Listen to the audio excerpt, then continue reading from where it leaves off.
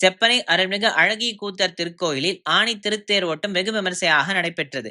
இதில் திரளான பக்தர்கள் கலந்து கொண்டு பக்தி பரவசத்துடன் வடம் பிடித்து தேரை இழுத்தனர். நெல்லை மாவட்டம் தாமிரபரணி நதிக்கரையில் வடக்கு பகுதியில் ராஜவல்லிபுரம் செப்பரையில் அருள்மிகு அழகிய கூத்தர் ஆலயம் அமைந்துள்ளது.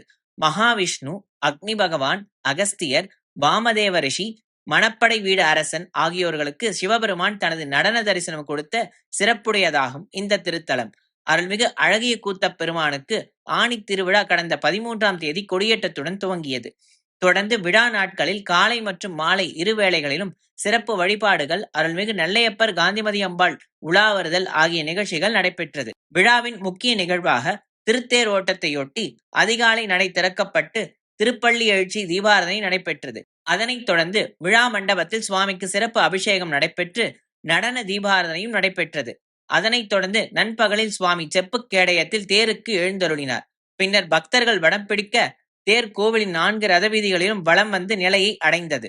திருத்தேர் ஓட்டத்தில் வீதிகளில் சிவபக்தர்கள் பஞ்சவாத்தியம் வாசித்தனர். தேர் திருவிழாவிற்கு பல்வேறு கிராமங்களில் இருந்து வந்திருந்த ஆயிரக்கணக்கான பக்தர்கள் பரவசத்துடன் வடம் பிடித்து தேரை இழுத்தனர். திருவிழாவின் சிகர நிகழ்ச்சியான ஆணி திருமஞ்சனம் வெகு சிறப்பாக நடைபெற்றது.